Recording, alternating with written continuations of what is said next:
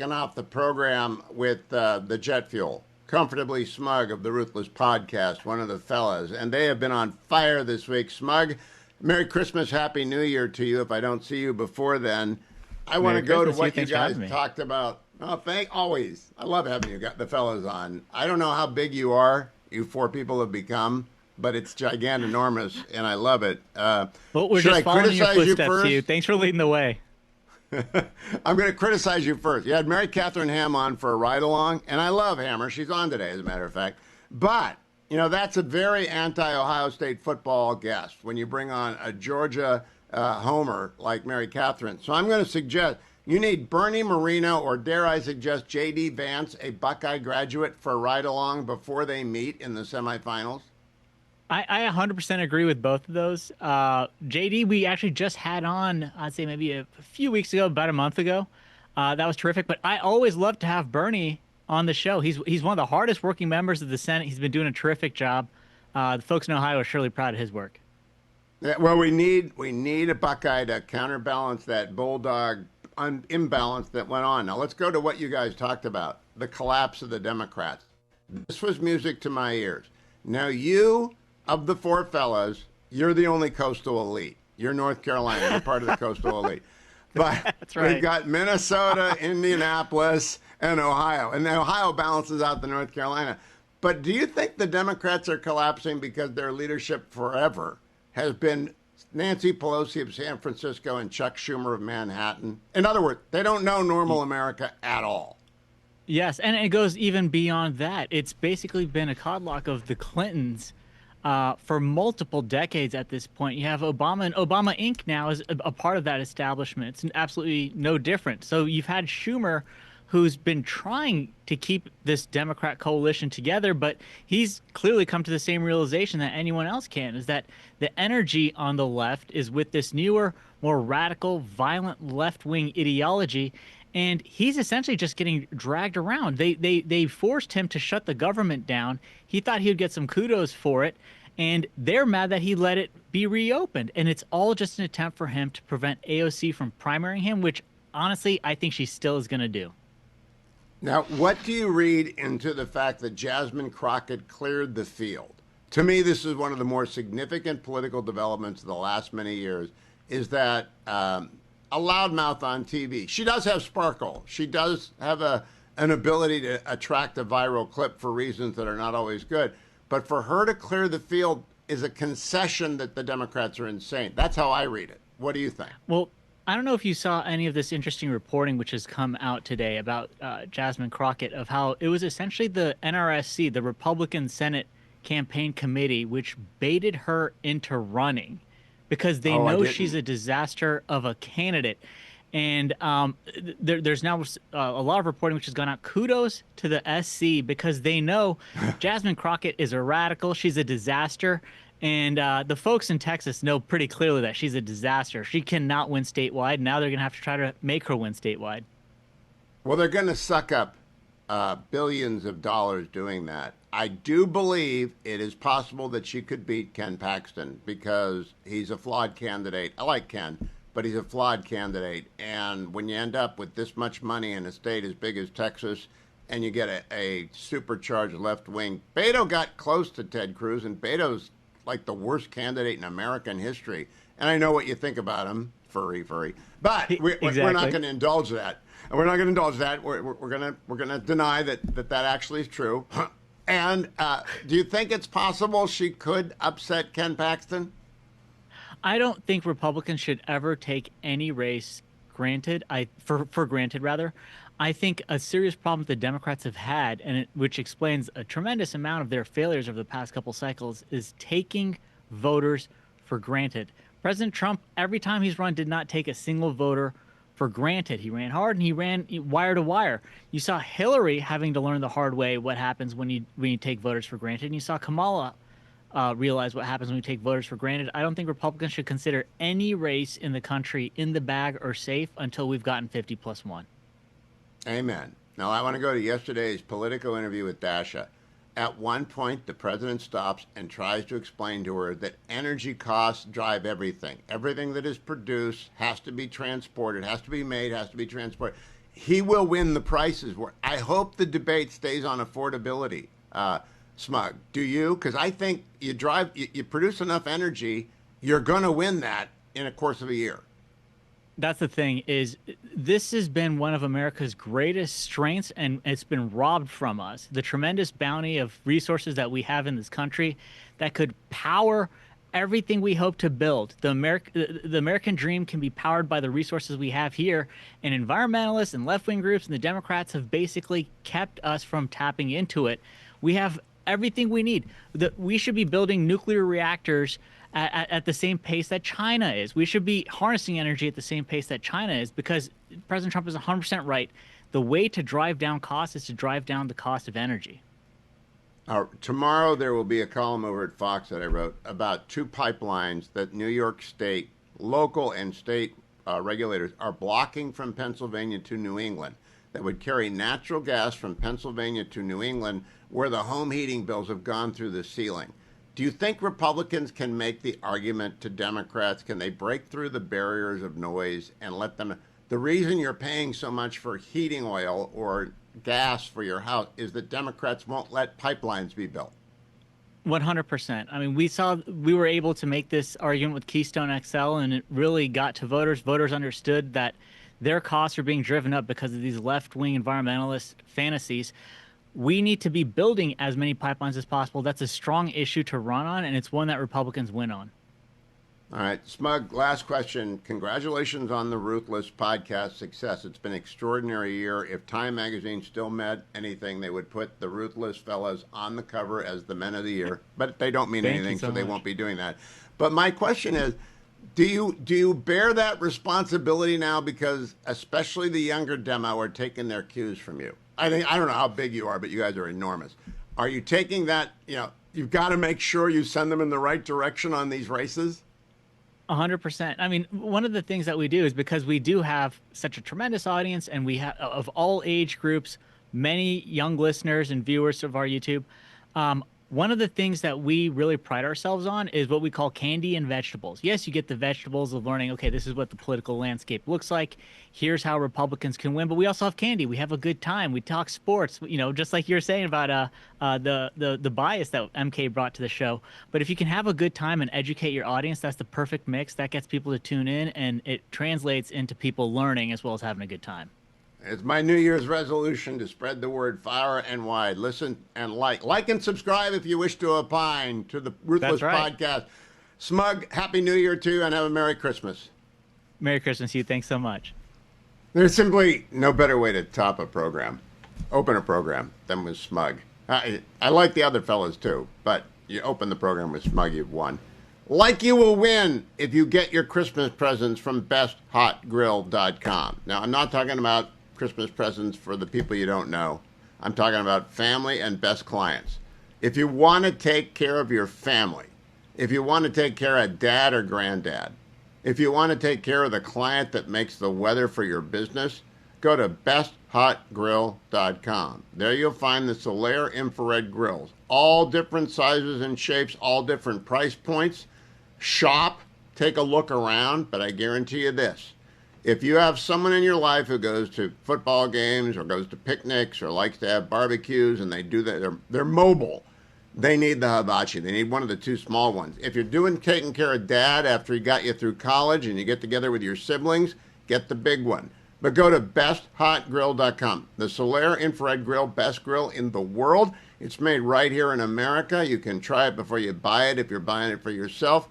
But I'm telling you, the very best grill made in America, the very best present to give to anyone in your life who you want to remember you throughout the year and years ahead, besthotgrill.com. Also remind you, I'm in the Relief Factor studio. I did not do anything this morning. It's too cold. Maybe later I'll get out there, but I've got my Relief Factor anyway. I take it every day in the first hour of the show. There are the 4 pills like carrying curcumin, resveratrol, omega. I take it. A little bit of Trader Joe's water. I used to take it with lukewarm coffee in the morning, but I don't drink lukewarm coffee in the afternoon. I drink Trader Joe's water. It's not as much fun as lukewarm coffee because I can't complain about the fact that it's lukewarm. But the Relief Factor goes down and it keeps me going, and I'm here to tell you, if you take it every day, and you start with the starter pack, 3-week trial, 1995, less than $1 a day. Try it for 3 weeks, and then you'll say, God, Hewitt's been telling me to do this for years, 12 to be exact. I've been using it for 12 years. The only supplement I've taken for more than 20. Why didn't I listen to him earlier? I don't know why. 1-800, the number 4, and the word relief, 1-800-4-RELIEF, or go find that starter pack at their website, relieffactor.com, relieffactor.com. If you have not ever listened to the third hour of the program, you've never met Sarah Bedford on the program, but if you're watching on the Salem News Channel or listening on the Salem Radio Network or one of my affiliates, this is Sarah Bedford. She's the political investigative reporter for the Washington Examiner. And Sarah, let's go to that shot of you, because I think I see about a dozen Kris Kringles behind you there. Is that your passion? Are you a Santa Claus collector? I'm a Santa Claus collector, and my husband collects those creepy New England carolers, which are also behind me. So we kind of have a battle going on. Well, my brother-in-law, who worked for Chevron for 45 years as a geologist, would bring back from everywhere, Peru, Nigeria, Mongolia, all the stands, a creche scene. They're all over the world. They're different from all over the world. And they're great when you're collecting them. Try it. Wait until you try and give them to your kids, Sarah. They're not going to want that stuff. I'll just leave it behind when I leave their house. Sarah, I have one big question for you. Will the Congress do anything before they leave for Christmas? Who knows? It's looking less and less likely at this point. Republicans, especially in the House, they can't coalesce around a health care plan.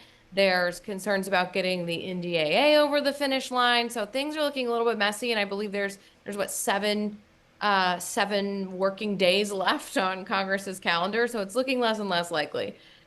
Now, I don't want a health plan done in 7 days. That's a Democrat play.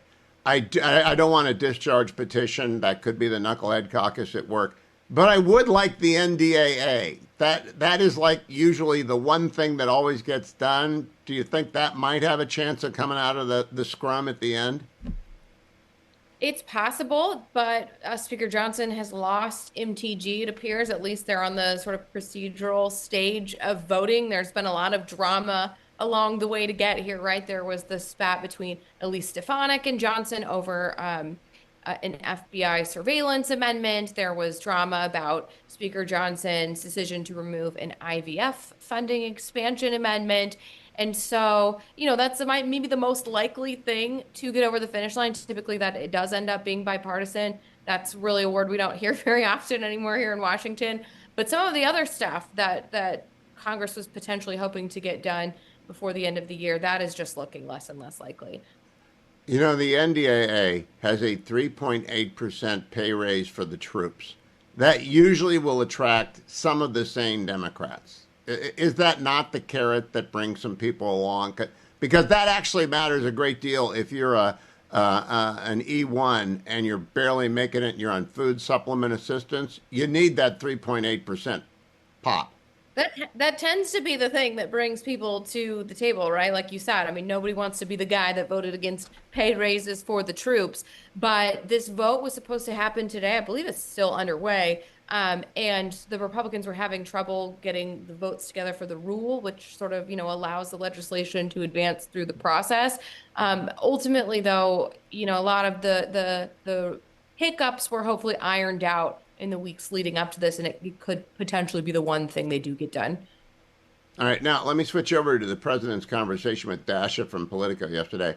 He spent a lot of time talking about driving down the cost of energy. Secretary Wright's going to join me tomorrow because that is the key to everything. Everything is made with energy. Everything is shipped with energy. Without energy, nothing happens. With energy, everything happens and costs come down. Do Republicans agree on that message? The president made it pretty clear that's the message. We're driving down energy costs by increasing production. I don't think Republicans have coalesced around some sort of affordability message. There's broad consensus that they need to be talking about affordability and they need to do something to do it. But you have some Republicans who want to talk about healthcare affordability. You have others who are like, no, we need to focus on the cost of housing. And then you have President Trump, like you mentioned, making energy affordability the sort of centerpiece of his cost of living conversation. The problem is that doesn't really coalesce into one sort of cohesive argument necessarily. And voters over the past few years, especially, are pretty used to having more gimmicky pitches about affordability, right? Like, do you remember shrinkflation under Biden when they talked about how there were less chips in your bag? So the conversation doesn't look and feel like the one that you've had a lot of politicians in recent years have about the cost of living. And the risk for Republicans is that they're sort of spread out across too many arenas and maybe not focusing enough on one affordability issue. I would take pictures of gas stations everywhere. I was in Fort Worth, Texas last week. The cost of gas as I was driving to the airport, $2.44 a gallon. I don't know if you buy the gas in your house or if you do the grocery shopping. I'm allergic to grocery shopping, so I don't know what prices are like in the store. What is the cost of gas in D.C.? What are I walk in D.C. I don't actually drive very much. So what do you think is affordability now compared to last Christmas? Well, I certainly try to For leave the you. car on empty as often as possible for my husband to fill it up. That's a man's job. But I do know that the cost of gas is far lower in the area than it was under. I mean, under Biden, it was above, in the high $4, above $5. Now it's under $3. So certainly there are aspects of, the cost of living that have come down, but groceries are still really, really high. I do the grocery shopping. It's kind of obscene how much a single trip to the grocery store can cost you to make dinner for your family. So there are areas where people are still feeling the pinch. And for a while there, Trump wasn't really talking about it. Now he is. So perhaps, it's not going to be too little too late. We're still a year out from the midterms, but it's definitely something that's still top of mind for most people. They got to talk about it every day, all day. A quick exit question. Jasmine Crockett. John Cornyn will kill her. I mean, he'll just absolutely wipe the floor with her. I think she might be able to beat the Attorney General, Ken Paxton. What do you think? I think even Ken Paxton may be able to win against her. She's really untested with any kind of real scrutiny the way she would be in this kind of race. And so far, she's sort of like a further left fringe candidate. There's not a lot of substance there. There's no substance. There's a lot of sparkle, and there'll be a lot of money. That's what worries me about that. Sarah C. Bedford on X, and Merry Christmas to you and a Happy New Year if we don't talk before then, but maybe we'll talk next week. Thanks for being here early today, Sarah. I appreciate it very much. I want to tell everyone about Angel Tree.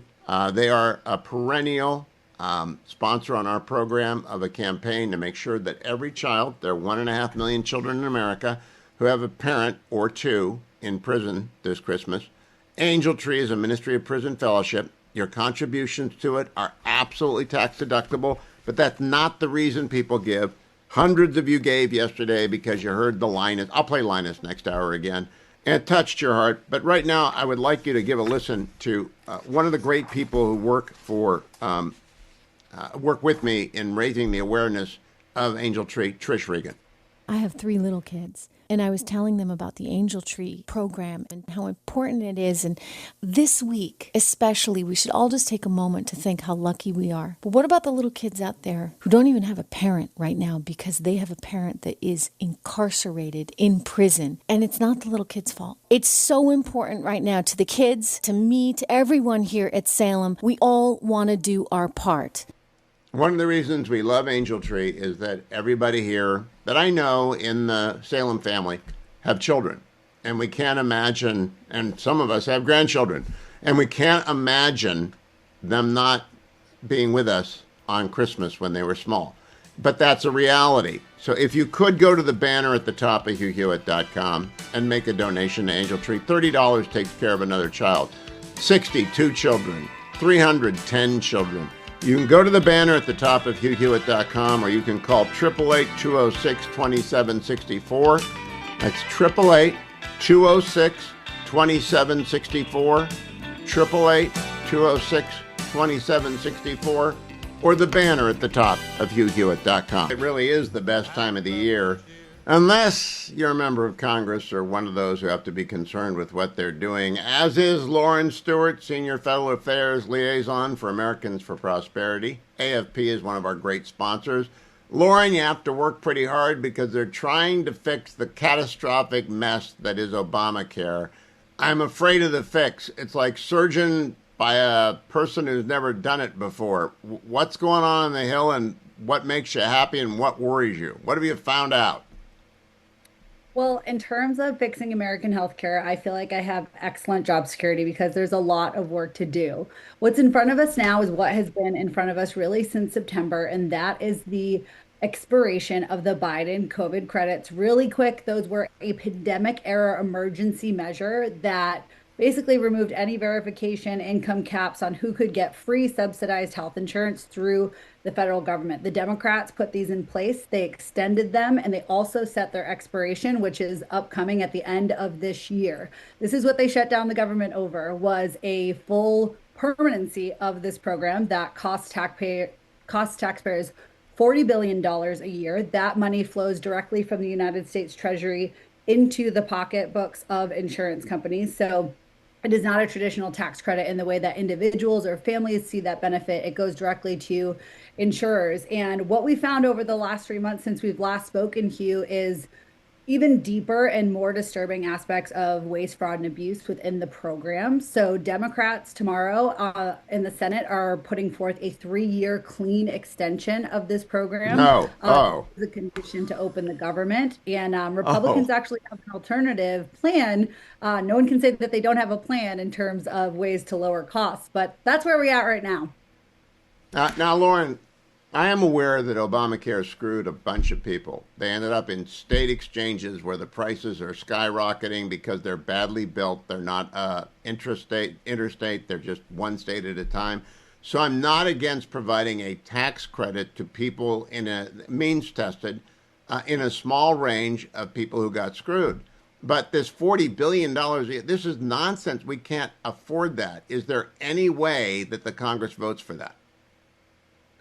So on the Republican side in the Senate, certainly not.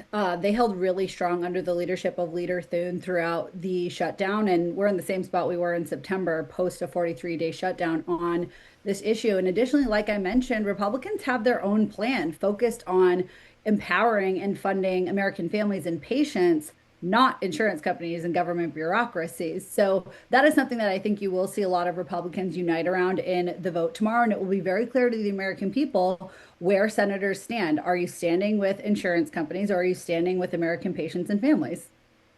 Now, I don't mind insurance companies. I don't want to throw money at them. I want them to compete on price with transparency, and I don't want to force people into ridiculous plans and the bad exchanges.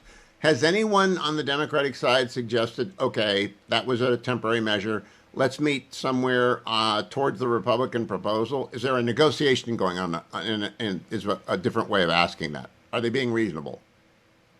No, they never were being reasonable. It shows that this proposal is entirely unserious and entirely irresponsible. Just to give you an example, a report from the Government Accountability Office last week uncovered that thousands of invalid and unused Social Security numbers were receiving the premium tax credits. One Social Security number was used 125 times, and another was used for over 71 years of coverage. All of these aspects have been exposed, and the 3-year clean extension is just emblematic of the way that Democrats were never actually wanting to negotiate on this. It wasn't about a policy issue for them. It wasn't about lowering costs for the American people. We know an extension makes premiums continue to increase, as we've seen since the implementation of Obamacare.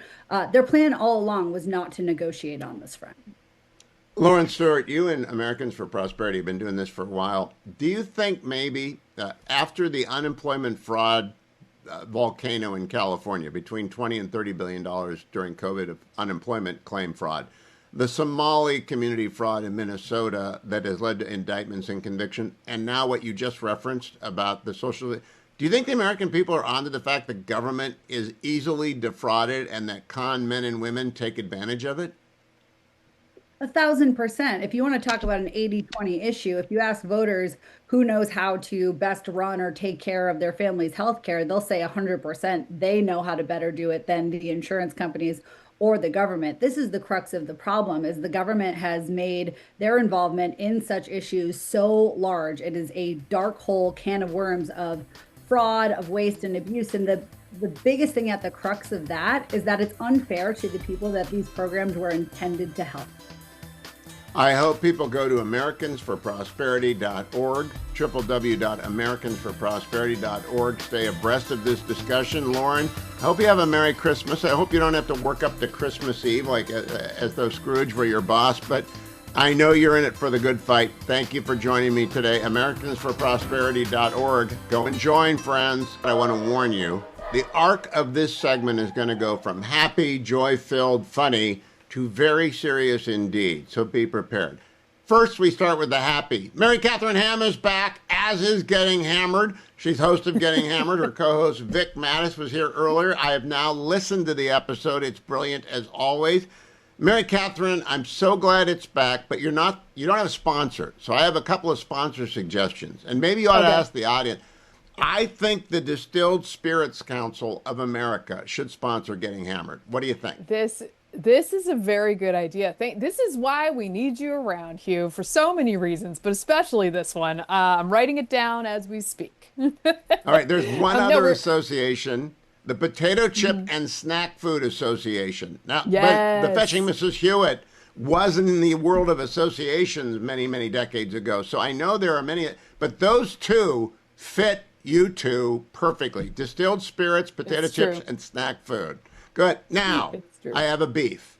When last I saw you, I was leaving a Christmas party to go watch the Ohio State Buckeyes lose. You were entering a Christmas party having watched the Georgia Bulldogs win. I think you may have been celebrating. Had you been celebrating? I celebrated all night, although not very hard because I'm too old for that now. But I was very excited to have held Alabama to -3 rushing yards. That is a stat that will live forever in my house, in my head. It will never be gone. Now, I want to warn people, there's an iceberg out there, and there's a Titanic over here. The iceberg is Ohio State, and the Titanic is Georgia, and they're in the same bracket. They'll meet in the semifinals. Will we be on speaking terms come February, Mary Catherine? You know, life has brought me a lot of perspective, and from that, all those experiences, I can say, no, we won't. Maybe just Vic twice that week. But Getting Hammered is back. Everyone go back. It's back on a weekly basis. We're so relieved. The Fetching Mrs. Hewitt, before she left to go drive to see the grandkids today for a 2-day help out, she said, I've got Mary Catherine back. She was excited, ebullient. I'm so glad. We're going to do it. We're doing it once a week. We will try to add more content as we go. We love having you guys listen, subscribe, review it, review the show. It helps us out immensely as we get this thing back off the ground. And any association out there that really wants to hit all of the demos, I mean all of the demos, from the youngs to the olds, the Distilled Spirits Council, it's got your name on it. Now, it really does. I have appreciated greatly your defense of Erica Kirk this week. As a widow yourself, as someone who has gone through the incredible pain of having small children and losing your husband, I'm aghast, but I don't have the authority to speak to this as you do. So how angry are you? You might explain to the audience what's going on if they're not very online. Yes. Okay. So from the very beginning, as soon as Charlie passed away, obviously my heart was with Erica Kirk because I have been through a similar situation where I publicly grieved and had 2 young children to raise, and I knew she was going to be in for a hard experience, but it's been made harder by the criticism that she has received from all sectors, by the way, including people of the, I would say, former right, who claim to be Charlie's friends and at one point her friends, I believe. And it's just really dark stuff. It's all judging how she's grieving, what she's doing, where she engages, where she doesn't. And this happened a bit to me because if you do it in public, people think you actually sort of are disadvantaged by looking strong, which I'm sure she has her moments. Trust me, having been through this, she has her moments, but she's been sort of transcendently strong on a public stage. And people use that as a mark against you, as if it's somehow inauthentic because you are out there and speaking. Well, I liked to tell my story after my husband died. It made me feel like I was writing my own destiny. I too was led by my faith. You can see how strengthened she is by God and her faith. And I think that's what's giving her the ability to do this. I would also like to note those who criticize her. They're like, oh, she's out there smiling. She's out there speaking again. They say she's a public figure, so she's not immune to criticism. Okay, have any of those criticisms been policy or politics based? hardly any, right? It's all personal. And I would like to say she is a public figure because her husband was brutally murdered in cold blood, and she is now stepping into the shoes of her husband as the rightful inheritor of his legacy to communicate it because she believes in it as they were unified in this. And that was made necessary by this horrific thing. And so to attack her for the fact that she is doing it, and by the way, while doing it, boxing out other people who are trying to take ownership of this legacy, who are not Kirks, I think is a really messed up thing to do. Now, Mary Catherine, you and I are both believers in Christianity, in the gospel. And I believe that Christians grieve in a variety of ways. But I do believe as well the God of everything does not take lightly people who exploit the grief of others. Mourn with those who mourn. Don't mock those who mourn. It's sort of like, did they miss season 2 of The Chosen? It's not that hard to do, to just have grace about the grieving.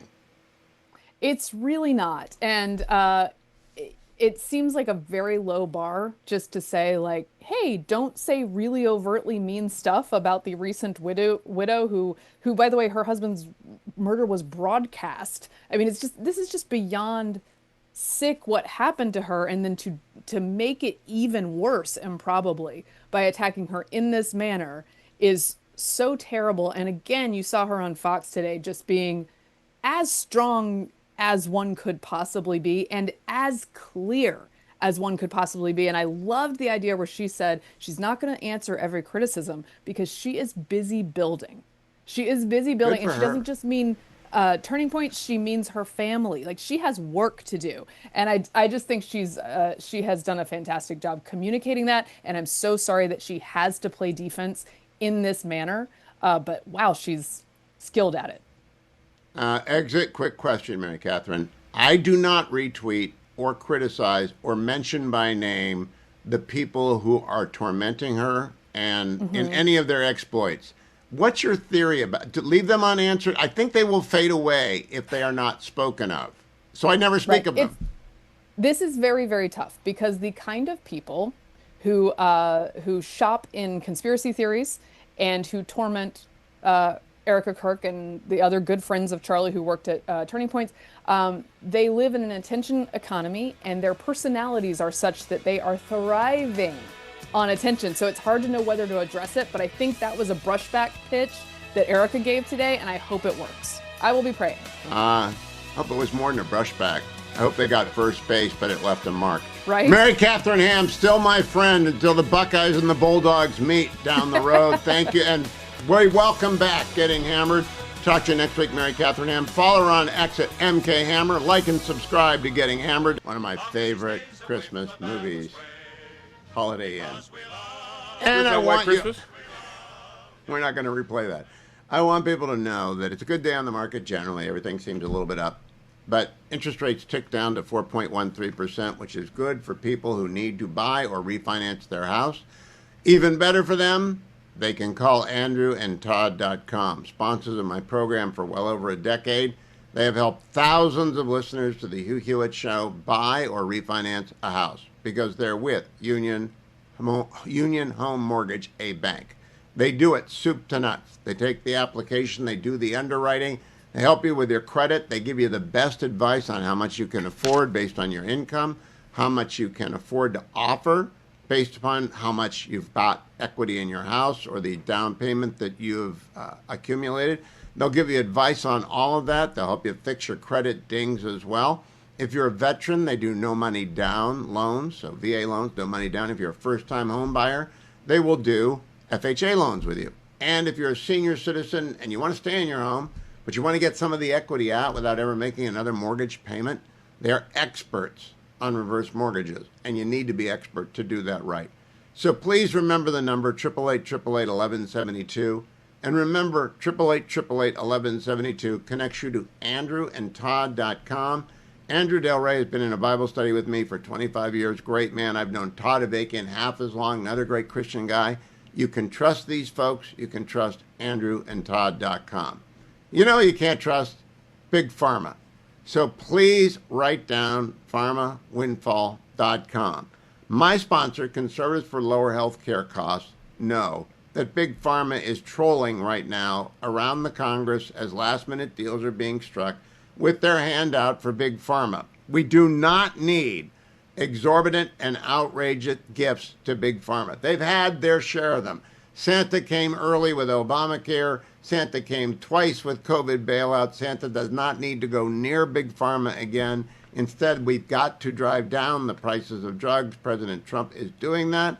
So take a stand. Join Conservatives for Lower Health Care Costs by going to pharmawindfall.com. Why did they name it pharmawindfall.com? Because they want to prevent pharmawindfall.com. So head over there and say, I'm with you. We want accountability. We want free markets in drugs. We want price transparency. We do not want bailouts for lobbyists. Now, they've got the best lobbyists in D.C., Big Pharma does. I mean, a legion of them. They're parachuting in. They're sending in reinforcements in the last 7 days of the year. Don't let it work. Go and join pharmawindfall.com. Join Americans for Lower Healthcare Costs, and you'll be part of the team that's in favor of us, the consumer of prescription meds. pharmawindfall.com. As anyone who's listened to my show for any period of time knows, I'm a podcast addict. And when the weather's better and I can do 5, 6, 10 miles, I'll go through everything in my stack of podcasts. And if I look at my podcast library, there's the Megyn Kelly Show, Dwayne's World, Getting Hammered, the FDD Morning Brief, Wine and Gold Talk, Breaking History, Boundless Insights, Buckeye Talk, Orange and Brown Talk, the Bill and Doug Show, For Heaven's Sake, Terry's Talking, Goodfellows, The Rest is History, Dividend Cafe, The Editors, School of War, and, of course, Commentary. Now, I love them all, but my commentary podcast is my Can't Miss podcast, because the fellows who assemble there, and Eliana Johnson has been subbed in on a permanent basis for Matt Continetti. It's still just the very best talk anywhere, anytime. The commentary podcast today just was amazing because it's, keep in mind, these are all Jewish Americans. They're all Jews. And they're talking about whether there's a revival in America and how we need one. And I'm sitting back listening sort of in wonder, because I'm a Christian, they're Jews. We're part of the same family tree. And I'm aware of Eli Lake's podcast from Breaking History on why Jews wrote great Christmas music and how that all happened. But then they iterated, as often the program does, after a display of extraordinary knowledge about the movies and music by J-Pod, as he normally does. And a very funny line from Eli Lake, I'm against Stalin. You have to listen to the commentary podcast today to realize why it's very funny, into whether or not there's a revival going on. I don't know. Revivals tend to be mass gatherings. There was one at Asbury College for a while, but now the internet's kind of made them less organic. They tend to attract people who maybe need some love and community and can't find it. But I hope that there is a recommitment to God and the idea, the understanding that there was a Big Bang 13.8 billion years ago. Scientists agree on that. That Big Bang has no explanation other than a prime mover. And the argument from design has always been the best argument for a God, and a God who does the Big Bang and goes to all that trouble over billions of years to create the world 4.54 billion years ago, and then to allow the evolutionary process to put Homo sapiens on the planet 200,000 years ago, and then slowly have Homo sapiens develop awareness of God's design, and then God's design to be placed inside the chosen people, the Jews, and for the Jews to carry that through extraordinary persecution and exile again and again and again, and then the Holocaust, and then come back together again. I mean, Walker Percy, great Catholic novelist, said he'll stop believing in God when someone explains the Jews to him. But then they go to talk about revival among Christians, and John notes, I think he's read Varieties of Religious Experience by William James, it typically is associated with an experience of transcendence. John Wesley said, an unusual warming of the heart. Roberta Hestenes explained it to me on a PBS program I did 30 years ago, 1996, Searching for God in America. that God is in love and love is at the center of the universe. And when you experience that, you'll get to know God, and then you'll start searching for the particulars. And that's how it works. You experience God, and then you search for the particulars. This is the season where Christians celebrate, because we believe this is the season where, from a Jewish mother, Mary, comes our Savior Christ. And we celebrate that, because otherwise we're never going to get to eternal life that we like. We could end up in an eternal life that we don't like at all. Read your Dante. But we got it going for us because we know about it. And so do the chosen people, in my view. But there are a lot of cults out there. There's a lot of wrong belief. But I think religious belief is generally like horseshoes. If you're close enough, God's going to say, goodbye me, come on in. Now, I know that gets some of my Christian friends upset. I'm the way, the truth, the life. No one comes to the Father but through me. I get that. But I think he also tells us that, and it's intended to be believed. But if he's a father, like the best fathers we know, he's going to keep the door as wide open as possible. Now, this season of the year, I support Angel Tree, and I hope you do as well. And if you're a believer, I want you to remember my co-host, Linus. Now, I've used Linus as my co-host for the last 2 days, in the first hour and in the third hour, but this is the second hour. It's a different audience. Audiences changes over in the course of a 3-hour program. This is Linus. This was actually given to me by Schroeder. I'm not sure if John knew what he was up to when he gave it to me, but he gave it to us. It's a wonderful gift. Schroeder's a wonderful guy, even though I give him a hard time. But he gave it to us right before Teddy Tree Trunk showed up with Genghis Kate, and they played it pretty much 24/7 for 4 days. Here's what Linus has to say. Sure, Charlie Brown. I can tell you what Christmas is all about. Lights, please. And there were in the same country shepherds, abiding in the field, keeping watch over their flock by night. And lo, the angel of the Lord came upon them. And the glory of the Lord shone round about them, and they were sore afraid. And the angel said unto them, Fear not, for behold, I bring you tidings of great joy, which shall be to all people. For unto you is born this day in the city of David a Saviour, which is Christ the Lord. And this shall be a sign unto you. Ye shall find a babe wrapped in swaddling clothes, lying in a manger. And suddenly there was with the angel a multitude of the heavenly host, praising God, and saying, Glory to God in the highest, and on earth peace, goodwill toward men. That's what Christmas is all about, Charlie Brown. Now, that was first heard on television 60 years ago today. It's the 60th anniversary of A Charlie Brown Peanuts Christmas. This is made by Hallmark, by the way, and I recommend it to anyone who has small children who doesn't want to lose their mind hearing it 35,000 times in the course of 3 days. And thank you, Schroeder, for it. But it's been 60 years. So that means I saw it when I was 9 years old. And I loved it. Loved Peanuts. But what I hope it says to you is that's the real message of Christmas, and it results in actual Christian behavior when it's understood, one evidence of which is generosity. I heard John Podhoretz, not a Christian, very observant Jew, trying to explain that Scrooge actually set up for us the modern understanding of Christmas, something that my friend Dr. Mark Roberts agrees, that it's about generosity to the poor. It's about taking care of crippled children. It's about the needy. It's about showing the love of Christ to other people for Christians.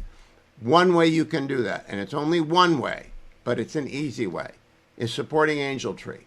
Because the children you support through Angel Tree get more than the $30 that one child takes. There are 1.5 million children in America who do not have a parent or both parents at home with them this Christmas because they're behind bars. They're in jail. They're in prison. Those kids deserve Christmas, but what they get is more than the basketball or the Barbie doll that you pay for. They also get a note from mom or dad talking about the gift and about how much they're loved.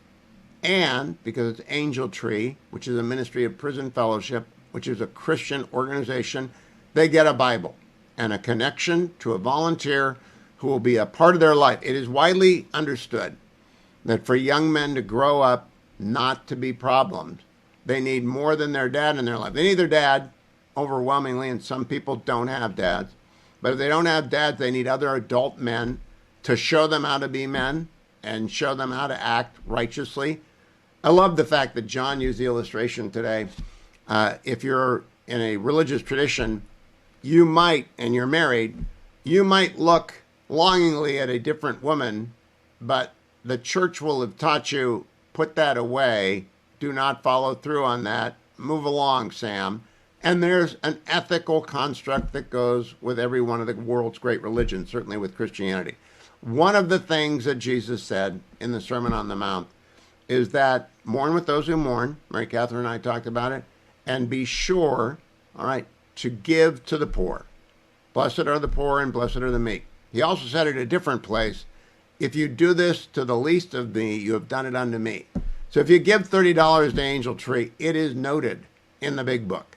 And I believe that, and pretty much every Orthodox Christian in the world believes that. One very easy way to do the right thing at Christmas, and it's also tax deductible, is to go to HughHewitt.com, find the Angel Tree banner at the top, and hit it. And say, I'll give $30 or $60 or $90, $30 per child. Or you can call them, I always put the number away and put it in the wrong place, 888-206-2764, 888-206-2764, 888-206-2764. And that's the real meaning of Christmas, Charlie Brown. Years ago, the late, great Foster Freeze introduced me to my next guest, Norton Rainey. Norton runs ACE Scholarships. I'm glad to welcome him back to the program. Norton, how have you been and where are you? Hey, terrific. It's good to see you, Hugh. I'll tell you what, hearing Foster's name makes me smile. I love that man.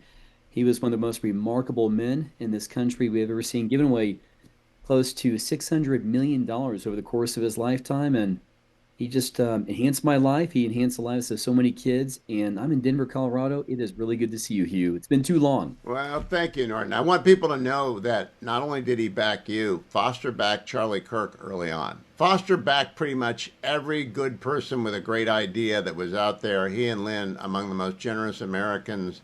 Hope someday they, maybe already got the Medal of Freedom, but they deserve it. Norton, how goes ACE? Bring people up to speed on what ACE does and your role in it, how it's doing. Oh, I'd be happy to. Hugh, do you mind if I say a quick story about Foster Freeze and Charlie Kirk? Oh, Would that be please. okay?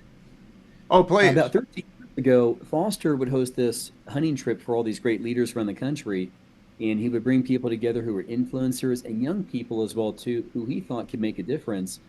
And I'll never forget this one trip where this young kid walked in, and it was Charlie Kirk. And I just assumed he was the kid of one of the guys on this trip who was really important as a business leader. And that night, Foster stands up and says, okay, guys, I got this really special person that you need to meet. And he said, I met him at the Republican National Committee. He's a young kid who has a great vision for where America can be someday. And his name is Charlie Kirk. In the next 30 minutes, we sat there mesmerized. We had some of the great influencers in our country. And Huey basically just were eating out of the palm of his hand, listening to this amazing young kid. And then, of course, we all stayed in touch and we saw what he did at a national level.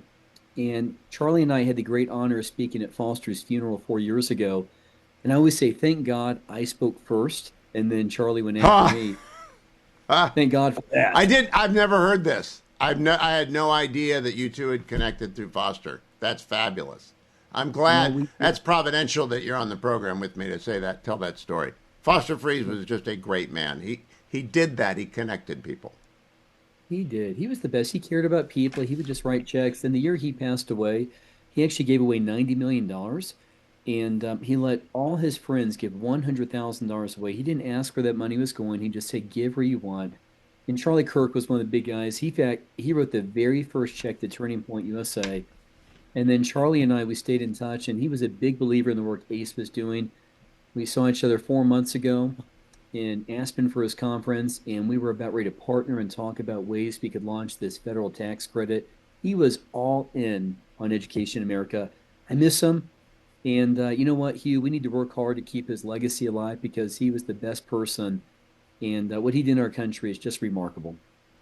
Absolutely. And he would be excited about the federal tax credit. And I don't know if you're going to explain that today or if you're just going to tell people about ACE, because I don't think the federal tax credit kicks in until 27, does it?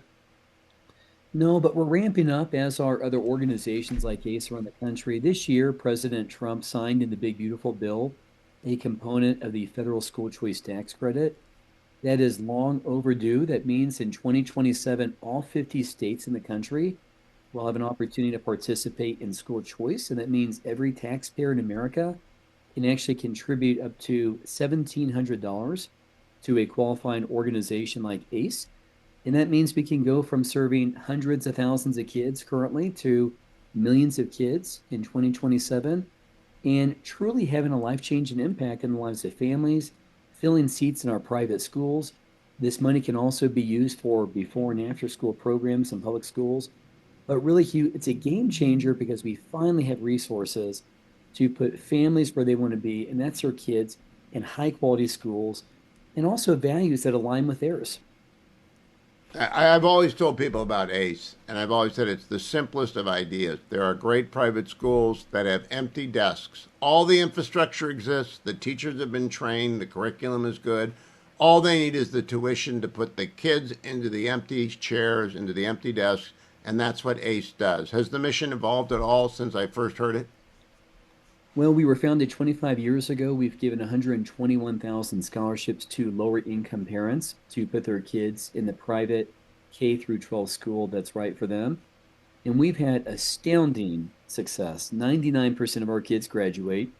Almost everyone goes to college, usually the first in their family, and they're really bucking the odds. Kids like this in their neighborhoods who are making 50,000 per year or less are not doing well in school. And when we get our kids and put them on scholarship, they're normally 2 years behind academically. But we have these beautiful, amazing private schools that care about the kids. They wrap them around and they educate them where they can actually be proficient in math and reading. And once again, also be a part of a school that really shares their value structure. So we do that the old-fashioned way by raising money, helping out families. We've got thousands of families every year we say no to, which is really a travesty. And then we also manage state tax credit programs around the country, which is really cool in Louisiana, Montana, Kansas, and Arkansas. If you live in those states, you can actually give to ACE and claim a state tax credit, which is a really great way to give. So, broadcaster coming out here, let's give the address of ACE 3 times, Norton, so people find the right website and not a make-believe website. That happens too often. Where should people go to find out more about Norton, about ACE, and about the tax credit? ACE Scholarships, and that is plural with an S, .org. So acescholarships.org. We would be honored to work with you. We can, for $3,000 per year, put a kid in a school, and we can guarantee their success based on 25 years of our track record. And also, too, we want to know about you and your interests because in 2027, you're going to have the ability to claim a $1,700 federal tax credit. And that's a game changer for you and also for our country and the families we serve. It is truly remarkable. I didn't even know. I think Ted Cruz came up with the idea or he got it into the legislation. I've already thanked the senator for that, but I'll bet you were working on that behind the scenes, Norton. How stable is the you've been there for as long as I've known about ACE, so obviously you're committed to the mission. Are you still surrounded by the same wonderful people I met through Foster years ago? Yes, sir, we are. And that's really the reason why ACE exists. We have remarkable people who've been blessed to make money and they want to make a difference in our society. And we have been able to expand to 13 states. And this year we've got close to 16,000 students on scholarship. So remarkable people who've been blessed. They want to support kids. And I always say that that's what makes America such a great country. That's the reason why we can show over and over again that capitalism and free markets work. When people are empowered to succeed and they make money, these are the most generous people because they want a strong economic workforce. And they all recognize that that begins with a good education. We have a lot of issues in our country, but if you can solve education and make sure that kids, regardless of where they come from, and that if they're in a poor zip code, don't have the resources to go to a good school, if we can level that playing field, it's really good for our country. And that means that all boats will rise. And that's what we seek to do, is making sure that every kid in America receives a great education. So we're just really privileged and proud to work with you. And Hugh, I want to thank you. You've been a great supporter. Thank you so much. Norton, thank you for coming on. Let's do this a few more times as we ramp up to 2027. And I say to state legislators out there, if they want a Sherpa to get their organization set up, call Norton Rainey at ACE. He'll walk you through it. Merry Christmas, Norton. Earlier today, I had on Mary Catherine Ham, and she referenced the fact that Erica Kirk was on Fox News with Harris Faulkner earlier today. Let's give a listen to that, cut number 9. From the perspective of a grieving widow, a mom, and a battle-tested American. Good to see you again today. Talk to me about this part of the conspiracies that are out there, this disturbing part that people are trying to guess where Charlie is. Can I have one thing? Can I have one thing? Can my children have one thing? Everything was public. We will be building the most beautiful memorial for my husband at Turning Point USA, and it will be for the world to see, and it will be spectacular, and it will have basically museum style for our Charlie, for my Charlie. But can I have one thing? Can my babies have one thing where we hold it sacred, where my husband is laid to rest, where I don't have to be worried about some secular revolutionary coming and destroying my husband's grave while my daughter is sitting there praying? One thing. This is my husband. Yes, he was Charlie Kirk to the world, and I know so many people love my husband, and I am grateful for that. But this is my husband, and I want to be able to have one thing left that is sacred to our family, to my in-laws, to my babies, and to my parents. One thing. What are they taking from you right now? Nothing. But I will tell you what they are doing. It reminds me so much of chapter 6 in the book of Nehemiah. He is building a wall, and the townspeople are at the base of that hill saying, Nehemiah, calling him all these names, saying all these things, come on down. Every single time he had the same message 4 times in a row. I cannot come down. I am busy building. That is how I feel. I do not have time to address the noise. My silence does not mean that I am complacent. My silence does not mean that somehow Turning Point USA and all of the hand-picked staff that loved my husband and my husband loved them is somehow in on it. We are busy building. And you know what I thought? I thought these people are human. We are all grieving in our own way. And they are trying to find the answer to something that happened that was so evil. They are trying so hard. And I get that. We're doing the same. Anytime we hear a lead or anytime we hear anything, we send it to the authorities. Please dig into this. No rock will be unturned. I want justice for my husband, for myself, for my family, more than anyone else out there. So for me, you want to keep telling me to come down while we're building? I don't have time for that. But here's my breaking point on that. Come after me, call me names, I don't care. Call me what you want, go down that rabbit hole. Whatever. But when you go after my family, my Turning Point USA family, my Charlie Kirk Show family, when you go after the people that I love, and you're making hundreds and thousands of dollars every single episode going after the people that I love because somehow they're in on this, no. You know, I have to say it. I've never seen you like that. That's what I wanted you to hear. She is describing the attention economy that is built up. I don't reference these people ever. I don't retweet them. I don't talk about. They're lunatics. I really think they're lunatics. But I got nothing to do with them, and you shouldn't either. Just pray for and support Erica Kirk and Turning Point, and ignore the crazy people. Don't give them what they absolutely must have: attention and money. Don't let them monetize the tragedy that Erica is living. Good for her. Let me tell you about American Legislative Exchange Council, ALEC, ALEC.org, and especially ALEC.org/Hugh. They're a sponsor of my program. I was in Fort Worth with them. They are doing stuff like Norton Rainey and the folks at ACE are doing. They're writing model legislation for every state. They're building up grassroots efforts across the United States among state legislators. There are 99 chambers. Nebraska is a unicameral state. All other 49 states have a lower house and upper house. And in those 99 chambers are professionals who are doing their best, sometimes part-time, sometimes full-time, to make good laws, about election integrity, to make good laws about free speech on campuses, to make good laws about energy production and land use permitting, just to make good laws and to get rid of bad laws. That's what ALEC does. And they do it in a variety of ways. They do it in fun ways with like richstatespoorstates.com when you can compare your state to other states.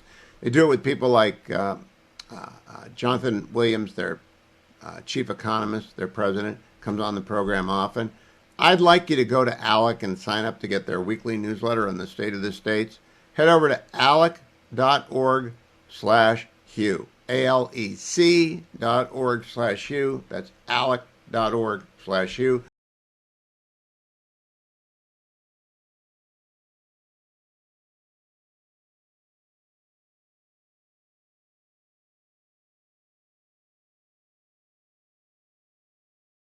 I'm counting on Selena Zito, America's columnist, to have some. Oh, there are Christmas decorations behind her. I hadn't seen the shot. What do we got? We show that shot for me, Harley, so we can see what we got back there. We've got mixing bowls. How many mixing bowls do you have? I have 4 grandchildren. I have 4 mixing bowls. Well, that actually makes sense. And you had a sleepover, I see, because I follow you on X, and your youngest one, I think, was looking a little tussle-haired this morning when you posted him. Just a bit tussle-haired. Selena, walk me through the next 10 days or so till Christmas. What does the Zito clan have to do between now and then? Well, we have a lot of cookies to bake. We have a lot of rum cakes to make. Usually those are given out to presents to family members and to neighbors and to friends. And I make sure that the grandkids make all of that. And about 5 days before Christmas, we start the preparation for the Feast of the Seven Fish. And if anybody's unfamiliar with that, that is something that comes from the Old Country in Italy, in particular the southern, more poorer sections. And the Feast of the Seven Fish, you're supposed to present 7 different fish for dinner on Christmas Eve. It is supposed to be a harbinger of good luck for the rest of the year. And so it's a tradition that my grandmother did. She passed away in 1976. I took it up myself as an adult in 1984, and I've consistently served it for my family, and neighbors and friends stop in as well. So there's a lot. I got a couple of questions. I got questions. I'm not a fish person, so I'm just wondering, is there pasta anywhere, and who's doing the bread? Oh, of course there's pasta. Okay. We have homemade fusilli, along with sauce, and brajol, which is stuffed steak, along with homemade meatballs. There's also eggplant parmesan and stuffed hot peppers. And there's several different pastas that are served as well. I mean, it is a So, major... Selena, I'm not your agent. I'm not your publisher. You have a #1 New York Times bestseller this year, Butler, which I'm sure a lot of people are giving as a Christmas gift, an extraordinary book endorsed by President Trump because Selena was standing next to the president when he was shot. Easy to remember, Butler. But anyone think about a Selena cookbook since you're America's columnist and the president's favorite journalist? That's not a bad idea. A lot of people have thrown that at me. And I think as soon as I can announce what my next book is, I will do it on your show, at the first of the year. But as soon as I am finished with my next book, I think the cookbook is in order. Oh, I think the cookbook would appeal to everyone left, right, and center because authenticity cannot be faked, and no one has 4 mixers unless they're actually a real cook. So tell me what is in most demand on fish night, because I'm not a fish person. So what's in demand on fish night? My stuffed crab, the stuffed mushrooms with the crab meat is a big favorite. So is the sea bass, and I mean the smelt, everything. Everyone has their sort of favorite. And I always do more than 7 fish because I'm Italian and we overdo everything. So if 7's going to give us good luck, why is it 9, right? But Yeah. also, there's just an abundance of everything, and it's such a great way to know that you're doing something that your family members did 100 and I mean, if my grandparents were alive today, they'd be well over 120, 130 years old. So Do you knowing know that what you're, town in Italy they're from? Do you know where in yeah, the they're boot from a, they are? yeah, they're from a small town called Stromboli, or Strongoli. It's a very beautiful town. It's also a very poor town. It's on the seaside. My grandfather was a shepherd. He was also a fisherman and never went to school a day in his life. However, when he came to this country and at 14 years old, and it's documented that he had $19.42 in his pocket. He went on to build 5 homes for each of his children by his house. So, Yeah.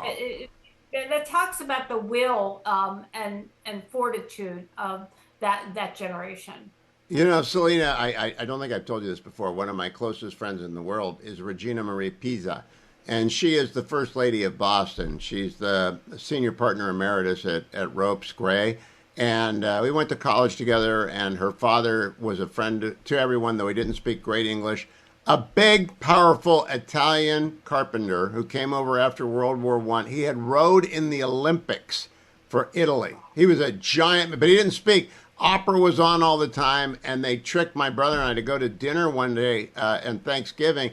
It started, it never ended. I thought we were full after 1 or 2 courses, and it just kept coming. You Italians don't know the stop button. You need like a red stop button for the port. The Irish are happy with some bread. We just want a little bread. So, do you have music in the house at all times? Yeah, definitely have music in the house. There is this channel on Pandora. It's called the Italian Cooking Channel, and it's amazing. It has Sinatra, it has Dean Martin, it has opera, it has everything, and it is playing all the time year round. Do they move to Christmas songs in the Christmas season on the Italian Cooking Channel? Oh yeah, yeah, Oh, it's great.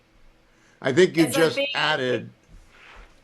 I think you it's like just being added in a the kitchen lot. with my grandmother. All right, last question. I didn't know about another book. So is it all official, even though you're not going to tell me the name of it yet? Is it a Yeah, done it's all deal? official. It's a done deal. I've already started it. I'll let you know after the first of the year, and we can talk a little bit about it. And I think you'll be as excited as a lot of other people will. It's really, it's a book I've always wanted to write, and it's about a part of the country that has my heart, and I want to tell this story, so I'm super excited about it. Everyone go follow Zito Selena on X so you know, even if you missed the segment, that Selena tells me about it. Zito Selena, President Trump's favorite journalist, got a shout out last night in Pennsylvania from the president to Selena. And I'm good. I'm very, very happy to see you're feeling better, having broken your legs. As we wrap up today's program, The Making of the American Mind by Matt Spalding is what we've been talking about. Matt, of course, is at Hillsdale, all things Hillsdale at hillsdale.edu. All of our dialogues at hughforhillsdale.com. You'll be hearing this again probably on January 2nd on Friday in the normal slot for the Hillsdale Dialogue. Matt Spalding, I want to read a paragraph that's wholly Matt Spalding, page 104. Here's the difference. There is no such relationship between man as there is between man and horse, such that one is the inherent ruler of the other.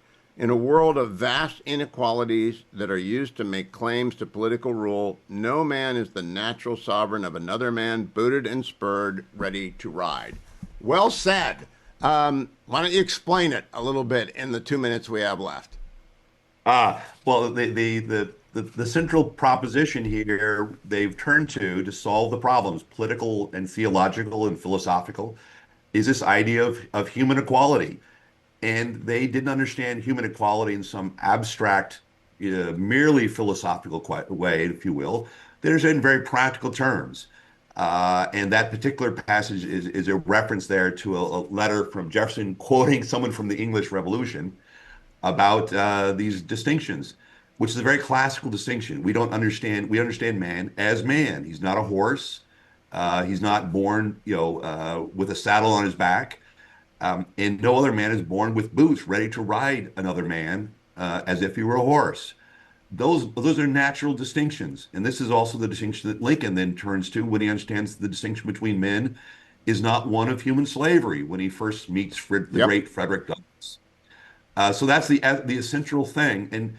But it's so fundamentally human. It's not a hard question, but it's something we've lost track of because we've lost a sense of understanding the basic concepts, the first principles, as they would call them, the fundamentals. But here, the Declaration turns on a grasping of the human mind, a metaphysical freedom to grasp those concepts, is the heart of the Declaration. That's the universalism of the Declaration that then gets more made practical through the exercise of prudence about what is actually going on in 1776 in the colonies, in those grievances.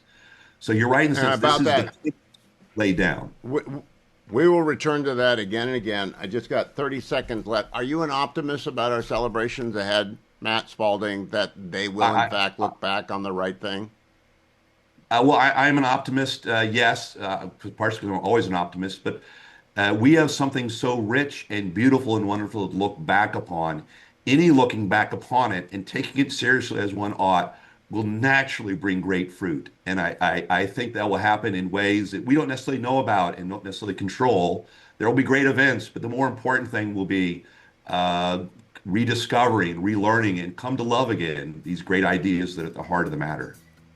Well said. The book again, America, The Making of the American Mind, the story of our Declaration of Independence, perfect Christmas present, New Year's present. Get your gift cards ready to use if you're listening to this on January 2nd. Dean Spalding, thank you for joining me. The Making of the American Mind, a wonderful way to begin 2026. And some of you are saying, wait, it's not Friday. It's Wednesday, December 10. Why am I hearing that music? It's because it's a special edition of the Hillsdale Dialogue with our friend Matt Spalding. Dean Spalding, I want to get his title down correctly, the Kirby Professor in Constitutional Government and the Dean of the Van Andale Graduate School of Government at Hillsdale College, who oversees the Alan Kirby Center for Constitutional Studies and Citizenship at Hillsdale's Washington, D.C. campus, is now best-selling author. Matt Spalding, because I hold in my hand a brilliant book, The Making of the American Mind, the story of our Declaration of Independence. And I'm doing this hour with Dean Spalding on Wednesday so that you all run out to Amazon and get your gift receiving friends who love American history this book, The Making of the American Mind. Dean Spalding, welcome. Have I ever told you the Frank Luntz Law? Do you know the Frank Luntz Law on selling books? What is that? You have to say the title of the book, The Making of the American Mind, at least 7 times in every segment, or people won't remember The Making of the American Mind when they get home to their computers to go to Amazon to order The Making of the American Mind, to send The Making of the American Mind to their friends. I've got 6 of them down. Now you're gonna you're gonna have to do it again and again. First thing I want to do, first revelation of this is really a grand book. Congratulations. Have people told you that? Thank you. I've been working on it for so long. It's now to the point where it's getting out. So, starting to come in. It's hitting some people, and I'm getting some good feedback. So I'm very excited about it. It's grand, and I'll demonstrate why in a moment. But first, my surprise. I always read the epilogues, right? I always read the acknowledgments. I had no idea that Charles Kessler was your first professor. No wonder you're comfortable with me. We look alike. So, what did Charles teach you? It's the Harvard connection. I took my first serious class from Charles, his first semester at Claremont, having graduated with his PhD from Harvard. So we were early and fast friends. We were in each other's weddings.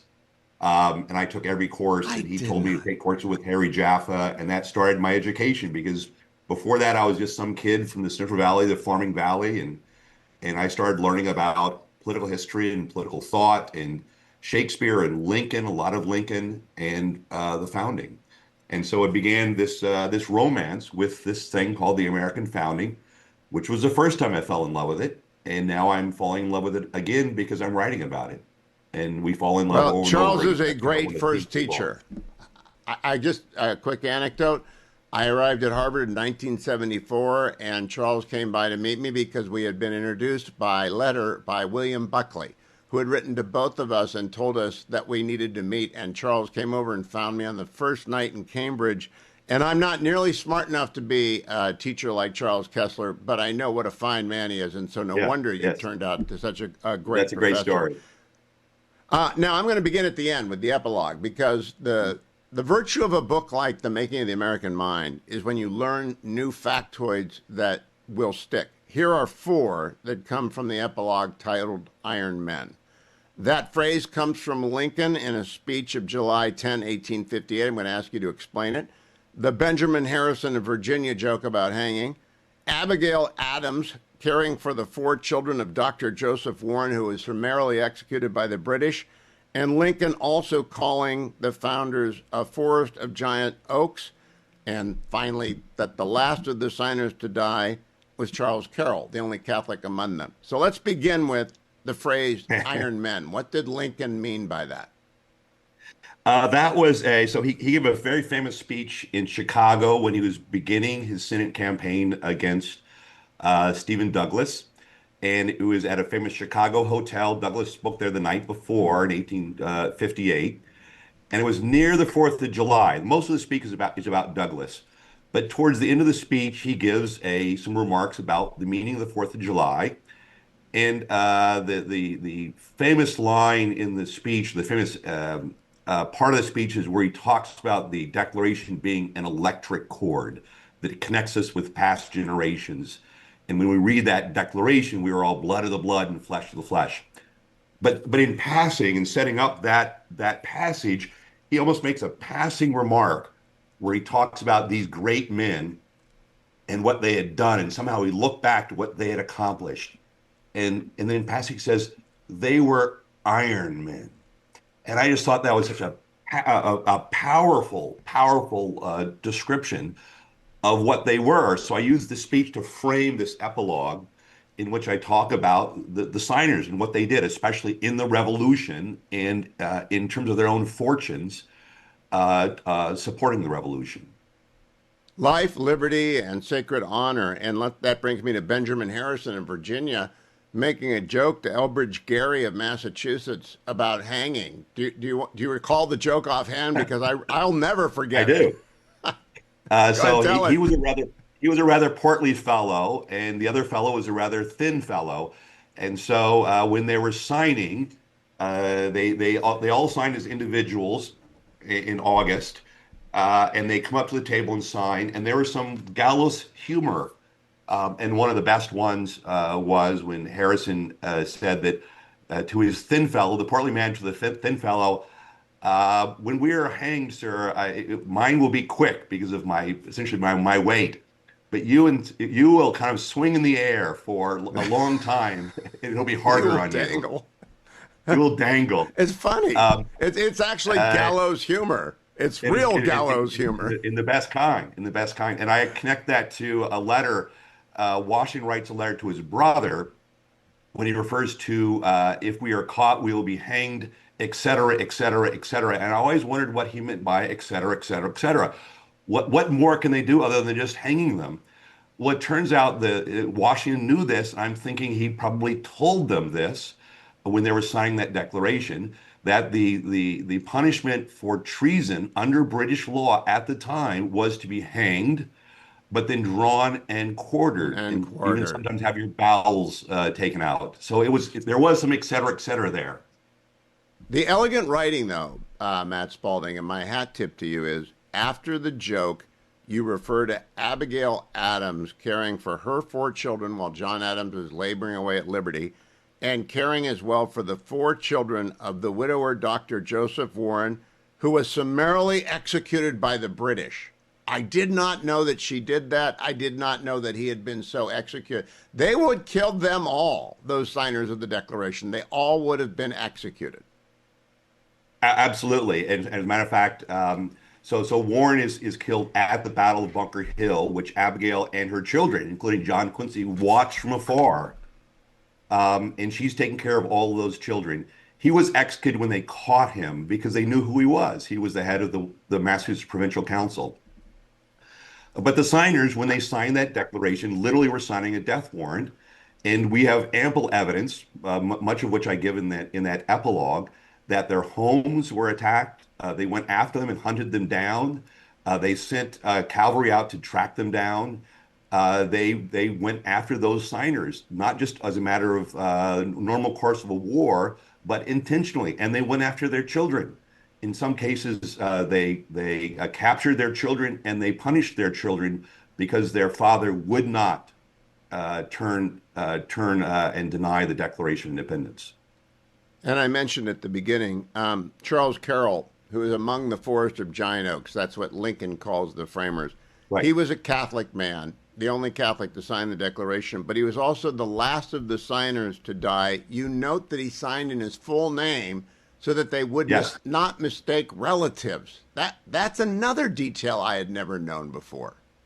Yeah, so he's Charles Carrollton, but there were others. His own father, and I think it was a nephew or cousin, I can't remember what, were also Charles Kessler. So he said Charles Carroll of Carrollton. It wasn't because he was some aristocrat. It was because he didn't want his other relatives to be killed mistakenly when they were identified. So he added that to his identification. And then, of course, when Hancock signed in such big handwriting, he was doing it to make sure that his name was clearly seen. He had already been identified, and in the King's proclamation, identified by name as a treasonous individual. So he signed even larger than normal so the king would not mistake his name and would double the price on his head. All right, we'll be right back with Matt Spalding. Don't go anywhere. I am, however, in the Relief Factor studio, so I have to remind you, take your Relief Factor every day because the next year ahead, we are celebrating our 250th birthday, and you want to celebrate it in fine style without minor aches and pains. You want to get rid of those. You want to march in every parade. We're going to talk about parades in the next segment, I think.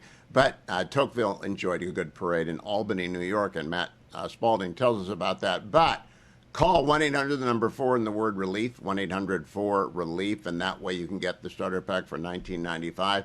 Or head on over to relieffactor.com and do the same thing, 3-week starter pack. You will thank me for it. You will enjoy the parades and the festivities of our 250th birthday year, already underway, but it's going to crescendo towards July 4th this summer. So get Relief Factor now so you can enjoy the festivities then. Coming right back with Dean Matt Spalding on the making of the American mind. Special edition of the Hillsdale Dialogue with Dean Matt Spalding, whose brand new book, The Making of the American Mind, is the perfect Christmas present, not just for the people who love history in your life, but for every American who wants maybe to be clued in on why 1776 marked the beginning of our independent republic, our great commercial republic, our land of liberty.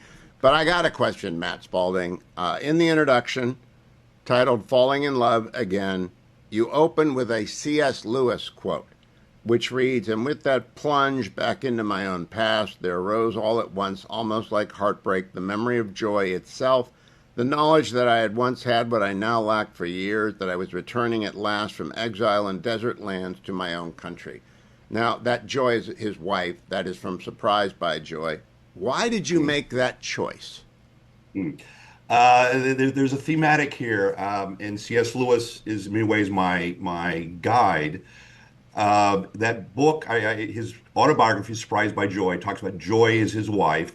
But the other thing he talks about is the joy he had when he studied great history, because that great history drew him towards more permanent things and ultimately towards eternal things. Indeed, he describes his study of history as what ultimately started him down his path of a Christian conversion.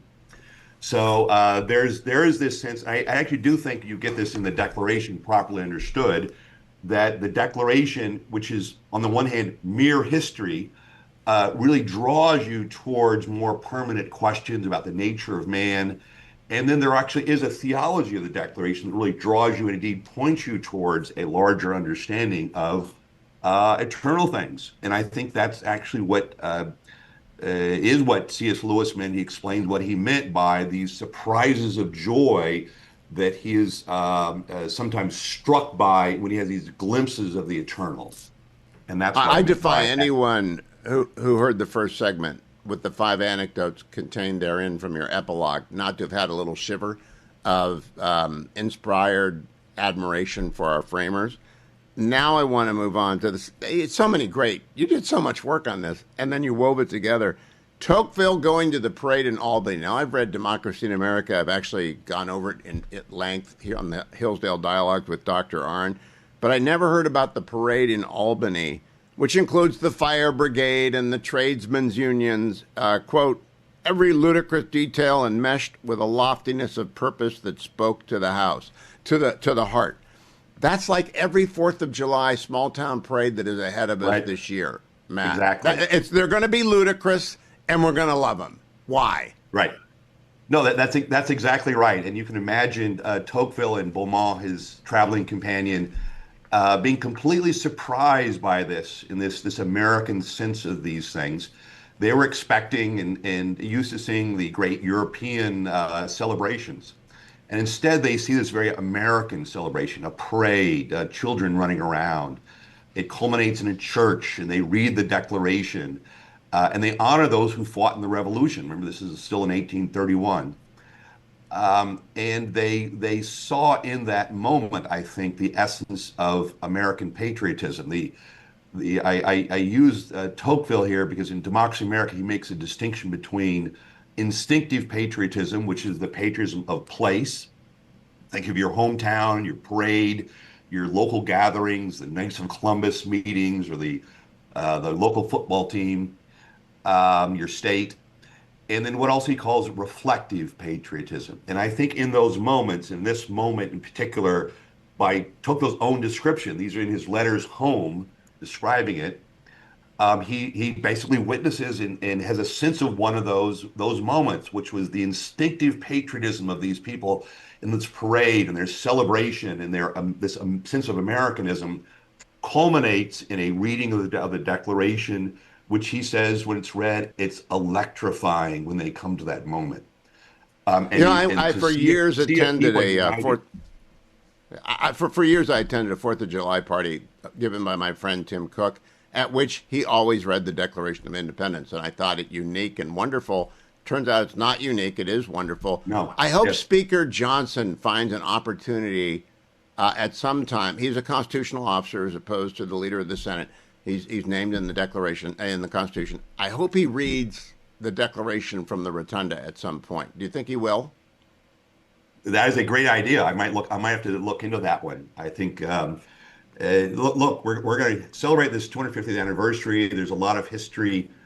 Oftentimes we read the Declaration and we just kind of take it for granted. But I think that there is something here that's more powerful, which is why I wrote the book, but also it's the full story, the narrative, the meaning of the document we have to revive in the American soul. And the Declaration does that. It really is America's poetry. It's our epic poetry. It is poetry. And one of the things you bring, again, I think I know the founding pretty well, but in the making of the American mind, on page 191, I'm jumping around. Now I'm into my jumping around notes. General Washington's order of the day on July 2nd, 1776. First the passwords and then, quote, let us therefore rely upon the goodness of the cause and the aid of the Supreme Being, in whose hands victory is, to animate and encourage us to a great and noble action. I bring that up because right now I'm writing the preface for a theologian who's written on the Christianity of George Washington, which is often dismissed as deism. It wasn't deism. He was kind of a classic Anglican. And here it is in the order of the day on July 2nd, saying, look, we need the Supreme Being on our side. So good on you for bringing that forward. Some people might have backed away from that in this age. No, absolutely. The one thing I've always believed, I especially learned in this, working this through, is there actually is a clear theological thread through these writings, which you see in the Declaration especially. You mentioned his Anglicanism, but it's the language of the Anglican prayer book. It's not as, say, evangelical or perhaps as open and outwardly as we might expect today. But it's clearly there in Washington, in the documents of the day, in the other statements of the Continental Congress, the letters they write, and ultimately in the Declaration. which is way. So I read it as, yeah, yes, this is drafted by Jefferson. It's highly amended. We sometimes forget that this is not just a pops out of Jefferson's head. It's but Jefferson knew the audience for whom he is writing. He's writing for an audience that was overwhelmingly Christian, some of them quite devout, and a public, including Washington's armies, who will read this document and understand it to be the God they pray to. So I think we can't read the Declaration without understanding the theology of the thing, which is really everywhere. We sometimes miss it, but it's everywhere. I'm glad you brought it up. We're going to go to a break, but I want to tell you why I'm glad you brought it up. So much of the hatred online is anti-Semitic, it's anti-Catholic, it's anti-traditional theology, whereas the Declaration is a unifying document for all creeds and faiths, or none at all. You can be Tom Paine, you can be an atheist. We'll take you if you're a patriot. But the theology of the Declaration, well done. And I think we'll get to the fact that it's a legal document in the next segment, but it's still a unique approach. The book we're talking about is Matt Spalding's The Making of the American Mind. That's Spalding. Go and get it as Christmas for anyone who loves America or anyone who loves history, and hopefully they're both. It's a special edition of the Hillsdale Dialogue on a Wednesday afternoon with Dean Matt Spalding, the author of this brand new book, The Making of the American Mind. Go out and get The Making of the American Mind, ordered from Amazon tonight. Make sure you get it delivered to your gift-receiving friends who love history and love America. The lawyer heart in me sang out, Matt Spalding, because I wasn't smart enough to be Charles Kessler and study Straussianism. I had to be a lawyer. But you recognize the Declaration is a legal document, using, for example, the term therefore. You note that on page 198, which signifies the binding nature of the language in the Declaration. Expand on that, because I'm so glad you made the point. It is a legal document. We sometimes forget this, and it's not merely a rhetorical occasion. Part of this goes back to the long history of great English documents, and one of the things I track is the extent to which the Declaration, in many ways, models previous great English declarations. A declaration itself is a legal document made by a legitimate legislative body, whether Parliament or, in this case, the Continental Congress. It's clearly laid out like a legal document. It actually follows the order of a common law legal document, and it ends with it's a series of prepositions that end with a therefore clause. It's passed by a legislature. It is debated and treated as a piece of legislation, of law, that will be a public law, and it's the public law that goes with the Declaration of Independence, meaning the formal declaration on July 2nd, 2 days earlier.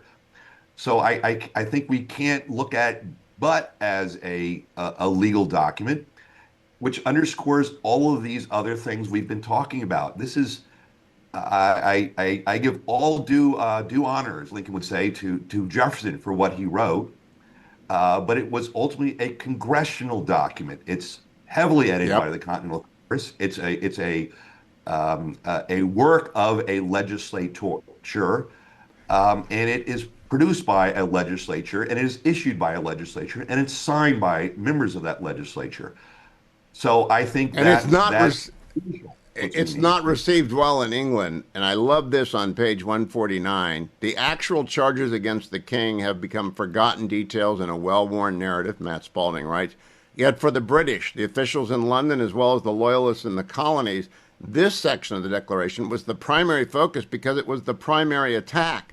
The grievances, you note, were also the most debated and edited portion of the document. I always talk about the officials going out to eat up our resources when I inveigh against the administrative state, but I didn't know that it scored, it wounded, it got their attention. Yes, no, it absolutely. They thought the rest of it was nonsense, and when they hired their hired gun to respond, because they couldn't officially respond, John Lynn wrote a pamphlet that was kind of an unofficial pamphlet. He focused almost exclusively on the grievances. That was the attack, because that's what attacked the king in his royal person. And it also kind of backhandedly devalued the power of Parliament. So they saw that as the key thing. So I actually spent a lot of time going through those grievances one by one to try to put them in some sort of pattern. There doesn't seem to be a pattern on its face, which is why we don't usually read them. They don't follow the same kind of rhetorical beauty, if you will. But there's a pattern to them, and especially in 1776, if you're a colonist or if you're the British, everyone knew exactly what they're referring to, and it builds in a pattern based on abuses of the law by the king, usurpations of legislative power by the king, and ultimately the king's war on the American colonists, his war against human nature, essentially by the barbarism of making war on his own people. So the grievances are crucially important. I would remind every television viewer in America who likes legal dramas, there's opening argument, there's evidentiary proceedings, there's conclusion argument. And this is the evidentiary proceedings part. I think that's a fair analogy, Matt Spalding, isn't it? I think that's exactly right, and that's how they looked at it. They're legislators writing this. That's how they looked at it, and that's clearly how the British looked at it when they read the document. Here's the evidence. So if we're going to destroy the case, we've got to destroy the evidence. And when we come back, we're going to talk about the opening argument, because that is the heart of the theology of the Declaration. Once again, Matt Spalding's brand new book, In Time for Christmas, The Making of the American Mind, or if you're listening to the replay of this episode on January 2nd, you got a gift card for Christmas and you don't know what to do with it. Here you are, The Making of the American Mind, the story of our Declaration of Independence. Be smart as we go into the growing enthusiasm for our 250th birthday. You're driving home with Dean Matt Spalding from Hillsdale College. He's got a brand new book out, The Making of the American Mind, perfect for your Christmas shopping. Remember, The Making of the American Mind by Matthew Spalding. Whoever you give it to will be very, very thankful. It's just elegant, wonderful writing and reading. Chapter 2, Matt, I saved for this penultimate segment, The Laws of Nature and Nature's God. In this chapter, you cite Plato, Aristotle, Cicero, St. Augustine, Koch, Hooker, and Locke, but you don't do it in a way that is overwhelming. I mean, you do it in a way that brings people into the idea that there is a thread running through all of recorded human history that culminates in the Declaration of Independence. I think it's brilliantly done. I thank you for that. That coming from you, that's a great compliment. But yes, no, I think what is overwhelmingly here is, sometimes when we study these things, we miss the forest for the trees, and we focus oftentimes on Locke exclusively, or this, that, or the other. Locke is important. I don't mean at all to diminish Locke, but the more important question here is, what did the Americans understand, not what Locke understood? And the Americans are clearly shaped by this broader, longer, older tradition, going back to the Greeks and the Romans. The Roman influence on our education is much more important than I thought was historically the case. And they're also deeply shaped by the whole Christian tradition. Not only the Christian tradition growing out of the Thomistic natural law tradition in the medieval ages, but that Christian tradition, which is shaped especially by someone like by Richard Hooker, the great Anglican divine, who, among other things, when he writes his book, footnotes extensively Thomas Aquinas and Aristotle. So there's just clearly this tradition. So then the question becomes, where do the Americans see themselves in that tradition, which is a tradition that transcends the whole immediate, more recent, if you will, Lockean tradition, which is a part of that. And I suggest they read Locke through those lenses, and that is what really shapes the whole moral horizons which this document is written. We've got the notes on the Constitution from James Madison, who took center stage, sat front and center so he could take these copious notes on the framing of the Constitution, which follows 13 years later. Do we have anything about the Continental Congress as they approach this declaration, and whether or not they're citing Hooker or going to Aristotle? Do we have anyone who was keeping notes? We don't. There are records of the Continental Congress, and you can read those day to day, and there's lots of interesting things we can learn there. But there is no record, no written record, because it was done secretly and quiet and behind closed doors. No record of the editing debates which went on for 2 days, 2 full days about the Declaration. And then we don't necessarily have a lot of the correspondence and back and forth between Adams and Franklin and Jefferson in drafting the document in particular. So I think we have to rely on other things that were written. The Continental Congress did write other pamphlets, there are private letters, there are all sorts of things we can look to, but we don't have the same record as we have for the Constitutional Convention. But that shouldn't prevent us from looking at the words of the Declaration. One of the things I emphasize here is that the terms, as Hugh, you would know as a lawyer, when you write a legal document, the terms of art that are used have meanings. These are not odd terms that are invented out of nowhere, but they are terms of art used at the time. Remember, Jefferson writes a famous letter in 1825 referring to the Declaration as an expression of the American mind, from which I get the title of my book, The Making of the American Mind. But the expression of the American mind meant nothing new. I didn't invent something. I captured the mind of the moment. Of the moment. And what I'm very glad you emphasized, the laws of nature and nature's God. One declaration, two authorities. The laws of nature and the laws of nature's God. They are not in tension. They are weight-bearing walls of our independence. And they are both cited so that you can rely on Athens or you can rely on Jerusalem, but the Declaration stands on them both. No, absolutely right. Today, in meaning much of modernity, we see reason and revelation at odds with each other, and they can't coexist. There really is nothing in the American founding that suggests that was their belief at all. And so it's perfectly natural, if you will, to make reference to both of these things. And so at the very beginning, which is that first opening paragraph, it's a reference to these two pillars, if you will. But remember, they're two pillars, but they're two pillars fundamentally connected. The laws, the laws of nature, the laws of nature's God, it's the same laws.